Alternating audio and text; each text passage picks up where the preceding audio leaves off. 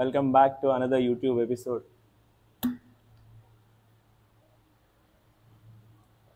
ఈరోజు వీడియోలో నేను నా ఫిట్నెస్ జర్నీ స్టార్ట్ చేసినప్పటి నుండి చేసిన తప్పుల గురించి మాట్లాడదాం.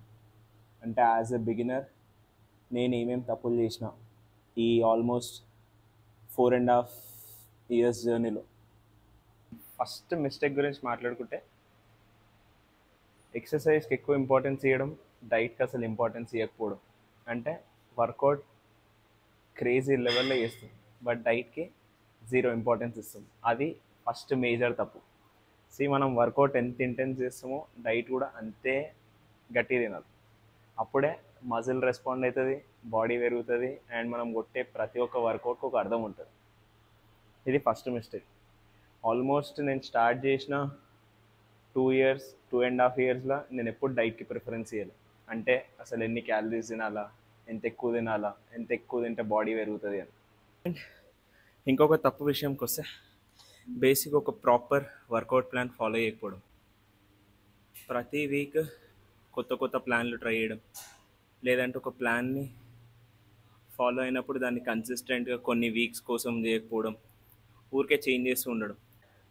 ఎప్పుడన్నా ఒక వర్కౌట్ ప్లాన్ని చూస్ చేసుకున్నాం అనుకోండి, దాన్ని అట్లీస్ట్ ఒక 8 వారాలు లేదంటే అట్లీస్ట్ ఒక 12 వారాలు 8 to 12 weeks ఫాలో అయితేనే మజిల్ అనేది దానికి యూజ్ టు అవుతుంది. అండ్ ఈరోజుకి కూడా ఐ స్టిల్ నేను స్టార్ట్ చేసినప్పుడు ఏవైతే ఎక్సర్సైజ్లు పర్ఫామ్ చేస్తుండేనో ఈ రోజుకి కూడా అవే ఎక్సర్సైజ్లు చేస్తున్నా. అండ్ ఈ రోజుకి కూడా చేసిన ప్రతిసారి ఏదో ఒకటి నేర్చుకుంటాం. ప్రతి చిన్న క్యూ పాయింట్ బిగినింగ్ స్టేజ్లో ఉన్నప్పుడు వర్కౌట్ ప్లాన్ అనేది ఎందుకు ఇంపార్టెంట్ అంటే, ఒక ఫౌండేషన్ని బిల్డ్ చేయడం కోసం ఒక ప్రాపర్ ప్లాన్ ఉంటే చాలా ఈజీగా హెల్ప్ అవుతుంది. అంటే మీరు జిమ్లోకి ఎంటర్ అయినప్పుడు మీకు ఏం చేయాలి అని తెలిసి ఉంటుంది, ఒక ప్లాన్ ఉందనుకోండి. సో అందుకే వర్కౌట్ ప్లాన్ అనేది చాలా ఇంపార్టెంట్. మీరు ఏ ప్లాన్ అన్నా చూస్ చేసుకోండి. సింపుల్. ఎప్పుడన్నా వర్కౌట్ ప్లాన్లో ఒక మజిల్కి 10 వేరియేషన్లు 20 వేరియేషన్లు ఉండదు. సింపుల్గా 4 variations, max to max 5 variations, అది divided by twice a week. So beginning స్టేజ్లో మీరు వన్స్ ట్రైన్ చేసినా అని మీకు రిజల్ట్స్ తొందరగా కనిపిస్తాయి. మీరు ట్వైస్ ట్రైన్ చేస్తే ఇంకా తొందర రిజల్ట్స్ కనిపిస్తాయి. సో ఎప్పుడన్నా బాడీని ఎప్పుడు ట్రైన్ చేయని బాడీని మీరు స్టార్టింగ్ స్టేజ్లో ట్రైన్ చేసినారు అనుకోండి, రిజల్ట్స్ చాలా క్విక్ ఉంటాయి. ఒక సర్టెన్ పాయింట్ దాటిన తర్వాత రిజల్ట్స్ అనేవి స్లో డౌన్ అవుతాయి మీరు ప్రోగ్రెస్ చేస్తున్న కొద్దీ. అప్పుడు వన్స్ మీరు అడ్వాన్స్డ్ అయినాక మీరు అప్పుడు ఏ ప్లాన్ ఫాలో అయినా అని మీకు ఒక ఐడియా వస్తుంది, మజిల్ని ఎట్లా ట్రైన్ చేయాలి అని చెప్పేసి. That's it.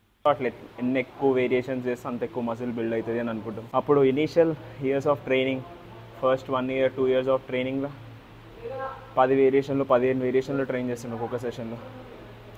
బట్ నిజంగా చెప్పాలంటే మజిల్ బిల్డ్ చేయడానికి ఎక్కువ వేరియేషన్స్ అవసరం ఉండే. చూస్ చేసే 2 to 3 వేరియేషన్స్లలో ప్రోగ్రెస్ చేయడం ఇంపార్టెంట్, అంతే. That's as simple as that. And workout finish చేయడానికి ఎక్కువ టైం స్పెండ్ చేయడం. అంటే 1.5 hour 2 hours సింపుల్గా మనం బాడీ బిల్డింగ్ స్టైల్ ట్రైన్ చేసినాం అనుకోండి, అంటే ప్యూర్లీ మజిల్ బిల్డ్ చేయడం కోసం వర్కౌట్ స్టైల్ చూస్ చేసుకుంటే మ్యాక్స్ 50 minutes వర్కౌట్, అంతే. 50 minutesలో వర్కౌట్ అయిపోవాలి మనది. సింపుల్ అండ్ క్లియర్ ఉండాలా and at the same time చేసే వర్కౌట్ ఇంటెన్సిటీ ఉండాలి, అంతే. So body building style routine ఎప్పుడైనా 45 minutes 50 minutes max stretching warm up include చేస్తే 60 minutes, అంతే. మనం హెవీ కంపౌండ్ లిఫ్ట్స్ చేస్తే, స్ట్రెంత్ ట్రైనింగ్ ఎక్కువ చేస్తే మనకు ఎక్కువ టైం పడుతుంది, ఎక్కువ రెస్ట్ టైం కావాలి. సో ప్యూర్లీ మజిల్ బిల్డ్ చేయాలి. హైపర్ట్రోఫీ ట్రైనింగ్ చేస్తే 45 minutes 50 minutes is more than enough muscle building చేయడానికి. నంబర్ 4th మిస్టేక్ లేదంటే 5th mistake, not being consistent to the gym. నేను జర్నీ స్టార్ట్ చేసినప్పటి నుండి ఫస్ట్ 2 years 3 yearsలో నేను డిగ్రీలు ఉండే. నేను స్టార్ట్ చేసిన టైంలో ప్రతి సెమిస్టర్ రాగానే జిమ్ వదిలేస్తుండేది. అంటే ఓ 2 నెలలు చేయడం, మళ్ళీ 2 months గ్యాప్ తీసుకోవడం, మళ్ళీ ఓ 2 నెలలు చేయడం, మళ్ళీ గ్యాప్ తీసుకోవడం. దాని తర్వాత లాక్డౌన్లో జిమ్ యాక్సెస్ లేకుండే. దాని తర్వాత మళ్ళీ స్టార్ట్ చేయడం, మళ్ళీ ఎగ్జామ్స్ వచ్చిన ప్రతిసారి జిమ్ వదిలేయడం. ఎప్పుడన్నా కన్సిస్టెన్సీ లేకపోతే రిజల్ట్స్ అనేవి చాలా లాగ్ అవుతాయి. నేను ఈ 4.5 years 5 years జర్నీలో ఒకవేళ ఫుల్ ఫ్లెడ్జ్డ్గా కన్సిస్టెంట్ ఉండుంటే ఈ ఫిజిక్ ఇంకొంచెం డెవలప్డ్ ఉంటుండే.